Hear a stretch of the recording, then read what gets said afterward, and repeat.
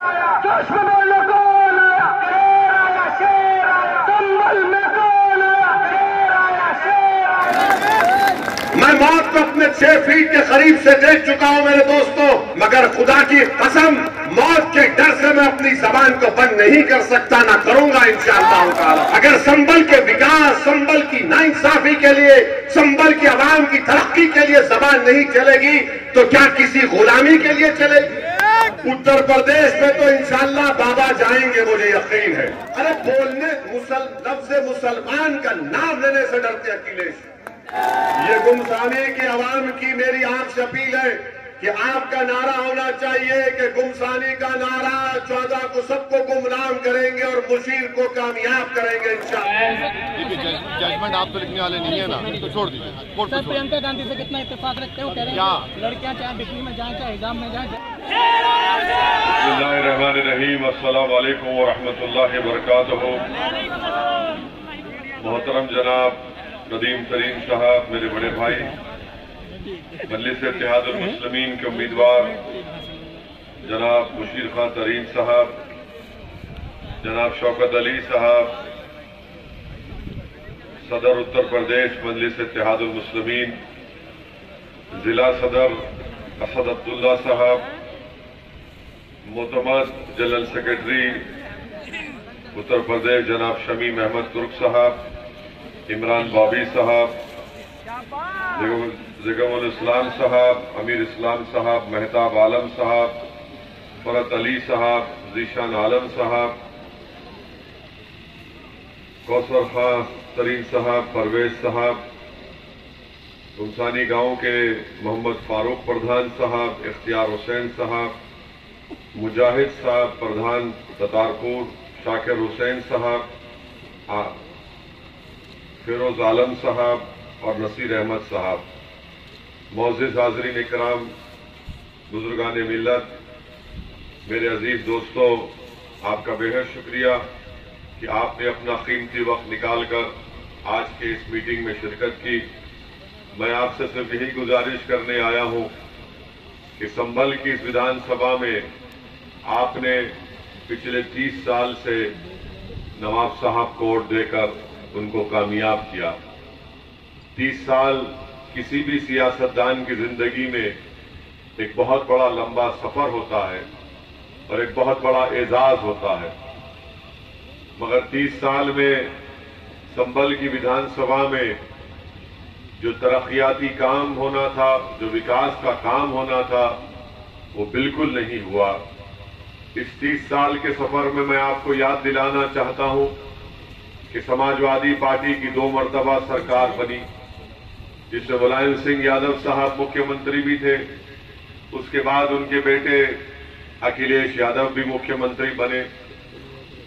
उसके बावजूद भी अगर जो शख्स बरसरे इख्तिदार जमात से वाबस्ता होने के बावजूद भी अपनी विधानसभा में विकास का काम नहीं करवा सकता, जिस शख्स में इतनी ताकत नहीं थी कि बावजूद उसकी पार्टी का मुख्यमंत्री है और वो डिस्ट्रिक्ट हेडक्वार्टर चंदोसी बन जाता है जो यहां से 27 किलोमीटर दूर है, तो आप बैजोई बन जाता है, तो आप खुद अंदाजा लगाइए कि कितनी तकलीफ आपको उठाना पड़ता है।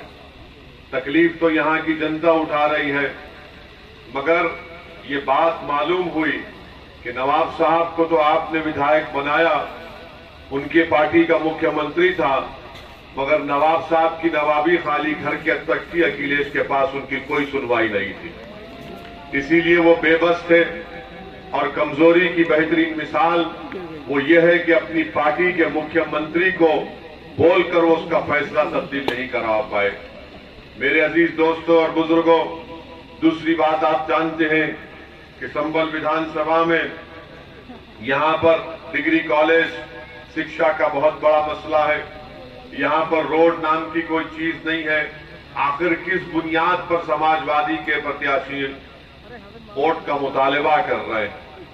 30 साल से आप वहां पर यहां से कामयाब हो गए, मगर आपने कुछ काम नहीं करवाया। आप सिर्फ इस बात पर इलेक्शन जीतते रहे कि कभी बीजेपी का डर दिखाया तो कभी डॉक्टर साहब से आपकी नफरत या फिर उनसे जो भी मामला था। आप कब तक इन चीजों को देखकर अपने वोट का इस्तेमाल करते रहेंगे? मैं आपसे गुजारिश करने आया हूं कि आप संभल में एक नई तारीख रकम करिए। संभल में विकास के लिए, संभल के बच्चों के तालीम के इंतजाम के लिए, संभल में यहां पर अस्पताल नहीं है। और अस्पताल का एक वीडियो मैं देखा हूं, शायद दिसंबर 2020 का था, कि अस्पताल में एक लाश को कुत्ता लोच कर खा रहा था। आप बताइए कैसे होगा ये आपको इन हालात को तब्दील करना है, आपको इन हालात को अपने हाथ में लेना है। और उसी वक्त होगा जब आप यहां से मजलिस इत्तेहादुल मुस्लिमीन के उम्मीदवार के हक में अपना वोट देकर उनको कामयाब करेंगे। संभल में अगर आप चाहते हैं कि रोड बने, संभल में आप चाहते हैं कि विकास का हर काम हो, तो इसलिए बहुत जरूरी है कि आप समाजवादी का साथ छोड़ें। समाजवादी के बस की बात नहीं है और ना बसपा की बस की बात है। बसपा को भी यहां पर हुकूमत करने का मौका मिला, क्या किया बहन मायावती ने? कुछ नहीं किया। और बार बार आकर सिर्फ बीजेपी का डर दिखाना कि बीजेपी आ जाएगी, बीजेपी आ जाएगी। अरे संभल में बीजेपी नहीं आ सकती, ना कभी आएगी इंशाअल्लाह ताला। उत्तर प्रदेश में भी अगर बीजेपी आई है तो क्या उसका जिम्मेदार ओवैसी है या अखिलेश की नाहेली है? अगर उत्तर प्रदेश में बीजेपी की सरकार है तो ये समाजवादियों की नाकामी है, उनकी बुज़दिली की वजह से, उनके मुखन्निस होने की वजह से यहां पर बीजेपी सरकार कर रही है।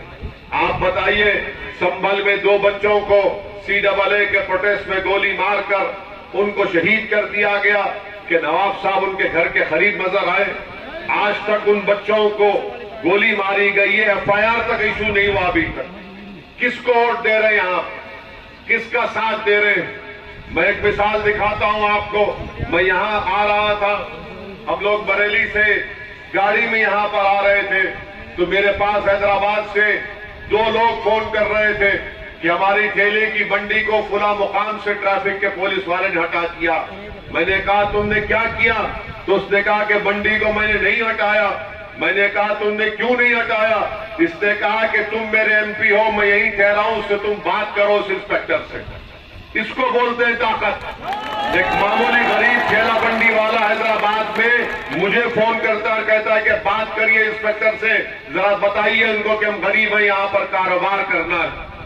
कौन सुनेगा फिर गरीबों की बात को? ये मिजाज मजलिस पैदा करती है। अगर अल्लाह ने चाहा आपके वोटों से यहां से मजलिस का उम्मीदवार कामयाब होगा तो वो नवाब बनकर नहीं रहेगा, आपका खादिम बनकर संभल की खिदमत करेगा इंशाअल्लाह। ये मिजाज आपको पैदा करना है। ये मिजाज, ये एतमाद जब आप में पैदा हो जाएगा कि मेरा विधायक, मेरा सांसद, मेरा खादिम है। एक ठेला बंडी वाला फोन करके कह सकता है कि असदुद्दीन ओवैसी तुम बात करो और मुझे यहां से नहीं हटाया जाए। रात के अंधेरे में हमको फोन करते कि पुलिस हमारे बेटे को उठा लिए, बात करिए, हम बात करते हैं। कोविड के दौरान में मैं अच्छी तरह जानता हूं कि कोविड की पहली वेव में 1900 लोगों को मैंने खुद अस्पताल में बेड दिलाया था हैदराबाद में। दूसरी कोविड की वेव आई तो हमने 750 के करीब या 800 के करीब ऑक्सीजन सिलेंडर को मुफ्त आवाम में दिया। एक नहीं 10-10 मरतबा रिफिल कराई। ऑक्सीजन कॉन्सेंट्रेटर्स मैं बर्तानिया से मंगाया उसको। और जब मुझसे इम्तियाज जलील औरंगाबाद के MP ने कहा कि मुझे ऑक्सीजन सिलेंडर और ऑक्सीजन कॉन्सेंट्रेटर की जरूरत है, मैं औरंगाबाद को भिजाया। अख्तरुल ईमान ने कहा कि बिहार को भिजाइए, हमने बिहार को भिजाया। 30 साल से जिस शख्स को आप जिता रहे हैं, क्या काम कर? हाँ, उनकी इनफरादी शोहरत में, उनकी इनफरादी दौलत में, उनकी इनफरादी ताकत में इजाफा हुआ होगा, मगर बताइए संभल की जनता का क्या फायदा हुआ? संभल की जनता का कुछ फायदा नहीं हुआ। और सिर्फ वोट लेते हैं अपनी शख्सियत के लिए। मैं यहां पर आया हूं तो अपनी शख्सियत के लिए नहीं आया हूं। मैं अगर आया हूं तो आपके हक दिलाने के लिए आया हूं। मेरी शख्सियत, मेरा मुकाम, मेरी इज्जत कोई माने नहीं रखती गरीब आवाम के सामने। मैं मिटने के लिए, अपने आप को खत्म करने के लिए आया हूं। इसीलिए तो हम पर गाड़ी पर गोलियां चलाई जाती है ना, हम पर गोलियां चलाई जाती, इन दल्लों पर नहीं चलाई जाती कि उनको मालूम ये गुलाम है उनके। हमारी जबान को दबाने के लिए गोलियां चलाई जाती है। अरे जो गूंगे हैं उन पर कोई गोली नहीं चलाता, मर्दों पर गोली चलाई जाती, कमजोरों पर नहीं चलाया जाता, गुलामों पर। इसीलिए मैं आपसे अपील कर रहा हूं कि मेरी बात को समझिए। संभल में अगर आप चाहते हैं कि तरक्की हो, संभल में अगर आप चाहते हैं कि आपके दरमियान में आपका वोट जिसको आप कामयाब करें वो आपके दरमियान में रहे, तो आप यहां से मजलिस के उम्मीदवार को कामयाब करिए। कौन सा काम यहां पर हो रहा है? संभल की विधानसभा में खाली एक ही आदमी का फायदा हो रहा है, वो नवाब साहब का, उनका कोल्ड स्टोरेज और सिरेंज बनाने का काम दौड़ रहा है आसमान पर, और गरीब कमजोर से कमजोर होता जा रहा है। मैं आप तमाम से ही गुजारिश करने आया हूं और आपको बता रहा हूं, समाजवादी पार्टी का असेंबली में क्या नवाब साहब उठाए इन बच्चों की जो मौत हुई, बिलाल पाशा की मौत हुई, फायरिंग में क्या नवाब साहब उठाए असेंबली में? क्या इनके पास ताकत थी कि योगी की आंखों में आंखें डालकर कहा जाए कि मेरे विधानसभा के बच्चों को गोली मारकर कत्ल कर दिया गया, उनके घर से उनकी औलाद को महरूम कर दिया गया? नहीं बोलेंगे, क्योंकि मामला है। योगी को बोलेंगे तो बुलडोजर भी जा देगा उनके पास, तो वो बोले कि खैरियत यही है कि मेरा बच्चा नहीं मरा, उसका मरा, मुझे क्या करना, मेरा बच्चा अच्छा है, मुझे काफी। जब तक ये मिजाज रहेगा कुछ काम नहीं होगा। मुझे भी अल्लाह ने औलाद दी है कि मगर मेरा मामला ये कि जो लोग मुझे वोट डाल दे उनकी औलाद का तहफ्फुज हो, उनकी बेटियों का तहफ्फुज हो, तभी तो कामयाब विधायक और सांसद बनता है। आज हर चीज ये लगती है कि नहीं बस मेरा मेरा फायदा, और माशाल्लाह से ऐसे लोग हैं कि अल्लाह ने इतना दिया मगर इनका गारत का गड़ा भरता ही नहीं है, डाले जा रहे भरता ही नहीं है गारत का गड़ा।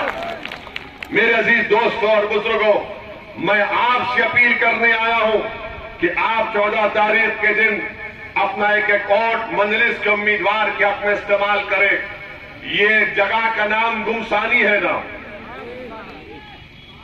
गुमसानी है ना। अब आपसे अपील कर रहा हूं, ये तमाम को गुमनाम कर दो आप इंशाअल्लाह ताला। ये गुमसानी की आवाम की मेरी आपसे अपील है कि आपका नारा होना चाहिए कि गुमसानी का नारा 14 को सबको गुमनाम करेंगे और मुशीर को कामयाब करेंगे इंशाअल्लाह। मेरे अजीज दोस्तों और बुजुर्गों, ये समाजवादी पार्टी, पूछिए इनसे, ट्रिपल तलाक का जब कानून लाया गया 3 मरतबा पार्लियामेंट में आया, समाजवादी पार्टी के एमपीज की तकारीर उठाकर देख लो आप। ट्रिपल तलाक का कानून है और अखिलेश बात कर रहे, मैंने रोड बना यूपी में, मैंने रोड बना यूपी में। अरे कानून ट्रिपल तलाक का है, ये बोल रहे मैंने हाईवे बनाया, मैंने प्लेन उतारा। अरे बोलने लफ्ज़ मुसलमान का नाम लेने से डरते अखिलेश। तुमने कब सुना था अल्पसंख्यक समाज मुसलमान का नाम अखिलेश की जबान से? नहीं सुना किसी ने। डरते नहीं, अगर बोलेंगे तो वोट नहीं मिलेगा। अरे आप करें वोट है ही नहीं हमारे सिवा। आपने हमको कैदी बनाकर रख दिया, आपने हमको बीजेपी का डर दिखाकर हमको कैदी बनाकर रख दिया। मगर सुनो अखिलेश यादव, अब वो मामला नहीं रहेगा। अब वो पूरी बातें खत्म हो जाएंगी। ना सिर्फ संभल बल्कि इंशाअल्लाह उत्तर प्रदेश में मजलिस इत्तेहादुल मुस्लिमीन एक नई तारीख लिखेगी इंशाअल्लाह ताला। ये गुलामी और कैदी की सब बातें खत्म, अब हिस्सेदारी की लड़ाई होगी। हिस्सा लेना पड़ेगा आपको और बगैर हिस्सा लिए हम खामोश नहीं बैठेंगे। आपको मैं बताना चाहूंगा, जिंदा, आप भी जिंदा, मैं भी जिंदा, हम जिंदा ही रहेंगे इंशाअल्लाह। फिक्र मत करो, जब तक हम जिंदा हैं दुनिया जिंदा, हम नहीं तो दुनिया भी नहीं, वो मुतमईन रहो आप। मेरे अजीज दोस्तों और बुजुर्गों, पार्लियामेंट में यूएपीए का कानून आया।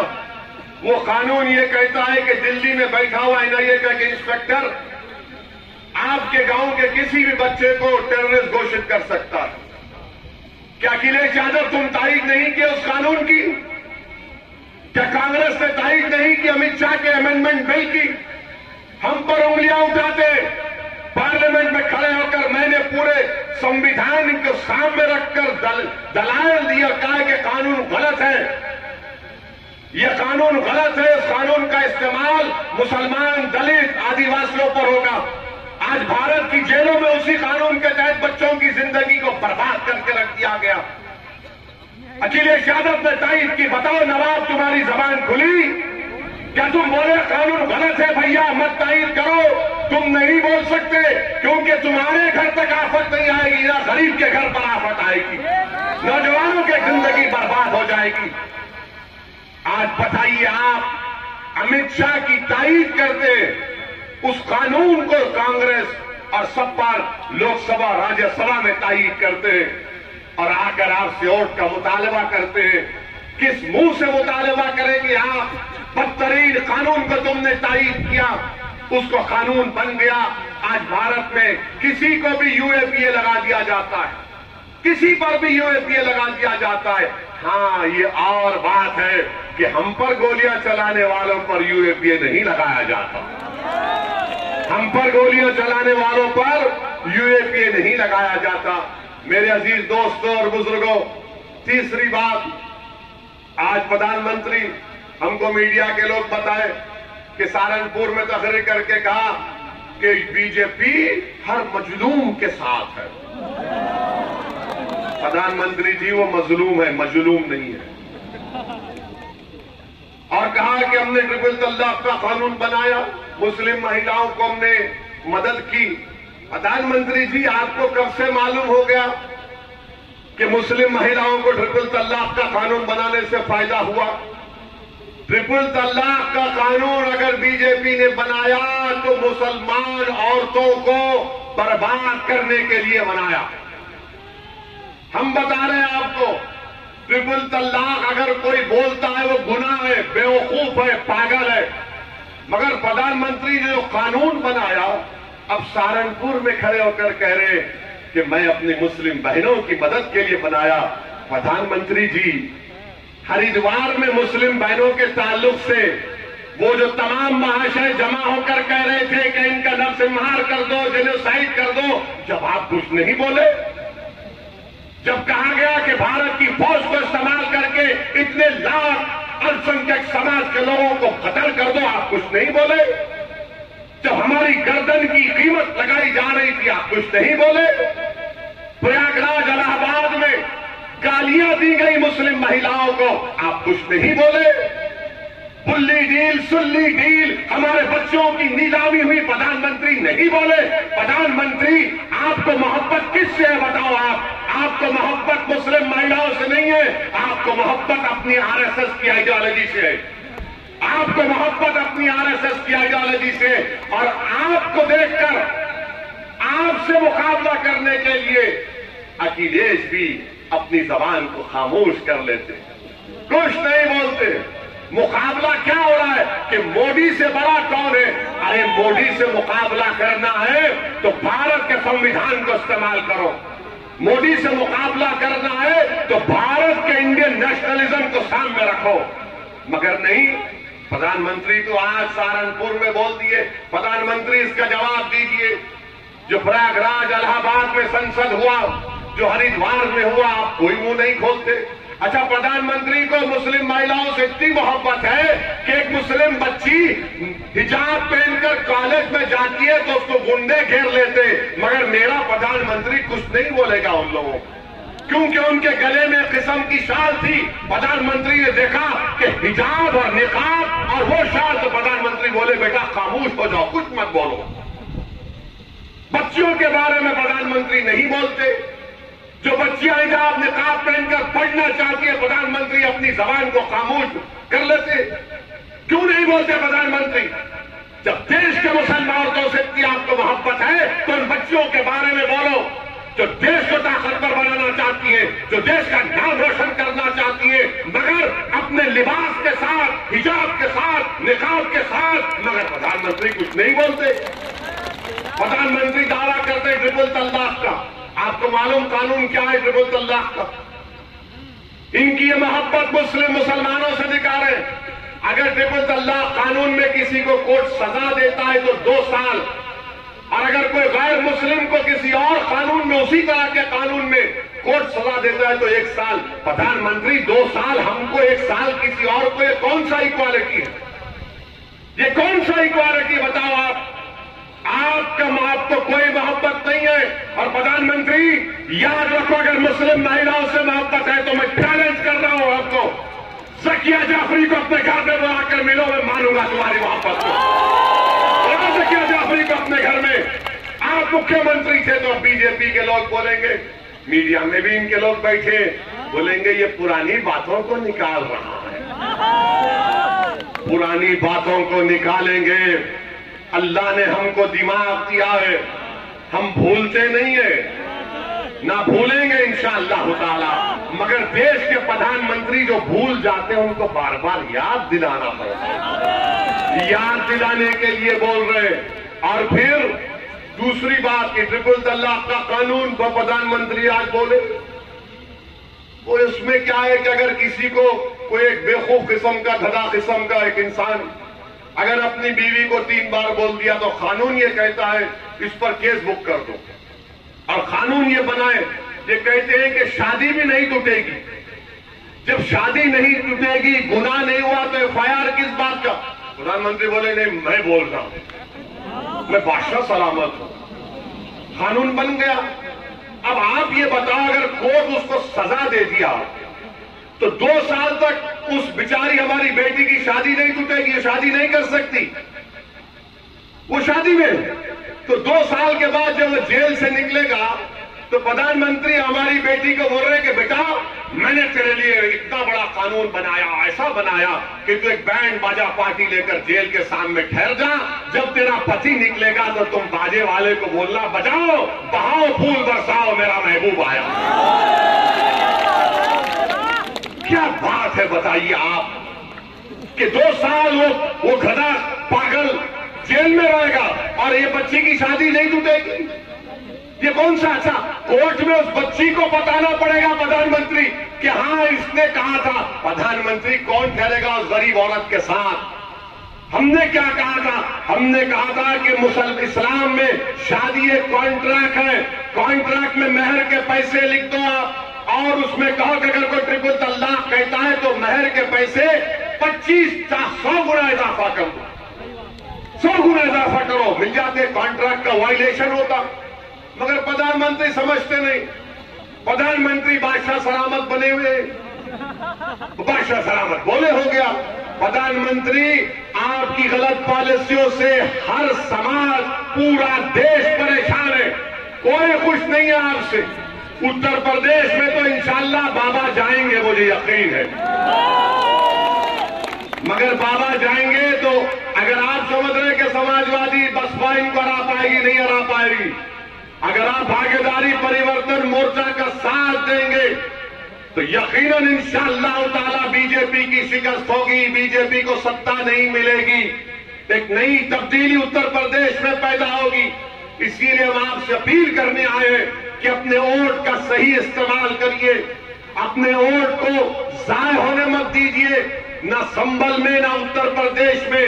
ये आपकी हिस्सेदारी की लड़ाई है, ये आपकी लड़ाई है। अगर आप आज खामोश हो जाएंगे तो 5 साल के बाद जो 15 और 16 साल की लड़कियां और लड़के हैं वो आपसे पूछेंगे हम 20 साल के हो गए, बताओ ये नाइंसाफी क्या है, तो क्या जवाब देंगे? मैं आपसे अपील कर रहा हूं, असदुद्दीन ओवैसी के चेहरे को देखो आप। अगर मेरे चेहरे में आपको अपना बेटा नजर आता है, अपना चाचा नजर आता है, तो खुदा के लिए उस पर गौर करो। मैं डरने वाला नहीं हूं, मुझे मालूम कि मेरी जिंदगी को खतरा है, मगर मेरा टूट ईमान है कि खतरे लाख होंगे, जब तक रब्बे करीम नहीं चाहेगा मेरी जिंदगी का शमा गुल नहीं होगा इंशाअल्लाह ताला। मैं मौत को अपने 6 फीट के करीब से देख चुका हूं मेरे दोस्तों, मैं मौत को अपने 6.5 फीट के करीब से देखा हूं। जो हथियार उठाकर हम पर गोलियां चला रहे थे, मुझे यकीन है इस बात का कि आपकी दुआओं ने मुझे बचाया, मगर खुदा की कसम मौत के डर से मैं अपनी जबान को बंद नहीं कर सकता, ना करूंगा इंशाअल्लाह ताला। अरे अगर खुदा ने कुछ सलाहियत दी तो जबान की दी है, इस जबान को अगर मैं मजलूमों के लिए, उनके हक के लिए इस्तेमाल नहीं करूंगा, कमजोरों को ताकतवर बनाने के लिए इस्तेमाल नहीं करूंगा, जालिमों के जुल्म को खत्म करने के लिए इस्तेमाल नहीं करूंगा, अगर संभल के विकास, संभल की नाइंसाफी के लिए, संभल की आवाम की तरक्की के लिए जबान नहीं चलेगी तो क्या किसी गुलामी के लिए चलेगी? मेरे अजीज दोस्तों और बुजुर्गों, अब समाजवादी पार्टी के लोग बहुत नारे लगाते हैं कि भैया तुझ पे जवानी कुर्बान। अबे कितनी जवानी कुर्बान करेगा? कितनी जवानी? 30 साल से सब जवानी बर्बाद, मगर संभल का कुछ नहीं हुआ। इसीलिए अपनी जवानी को बचाओ। मैं बुजुर्गों से अपील कर रहा हूं, ये संभल का इलेक्शन है, यहां से एक बेहतरीन उम्मीदवार आपके दरमियान में है। अगर आप एक बार फैसला ले ले, अज़म कर ले कि हम अब की बार इंशाअल्लाह ताला वो 30 साल पुरानी गलती नहीं करेंगे, एक नए दौर का आगाज करेंगे, एक नए संभल की तरक्की की राह हमवार करेंगे, तो आप बटन के निशान पर बटन दबाकर हमारे उम्मीदवार को, आपके उम्मीदवार को, बल्कि आपके खादिम को कामयाब करिए। आपको विधायक की जरूरत नहीं है, आपको खादिम की जरूरत है, जो आपकी आवाज पर दौड़ता हुआ है, जो आपकी तकलीफ को अपने सीने में महसूस करे। ऐसे शख्स को आप कामयाब करिए और मुझे यकीन है कि इंशाअल्लाह ताला आपकी बार संभल की आवाम एक बेहतरीन फैसला लेते हुए यहां से मजलिस के हक में पतंग के निशान पर बटन दबाकर अपने इत्तेहाद की एक बेमिसाल तारीख बनाएगी। पतंग के निशान पर बटन दबाकर एक सियासी शऊर की एक बेहतरीन मिसाल पूरे उत्तर प्रदेश में पैदा होगी। पतंग के निशान पर बटन दबाकर हिस्सेदारी की लड़ाई में आप अपना हिस्सा अदा करिए। बहुत बहुत शुक्रिया। अस्सलाम वालेकुम व रहमतुल्लाहि व बरकातहू।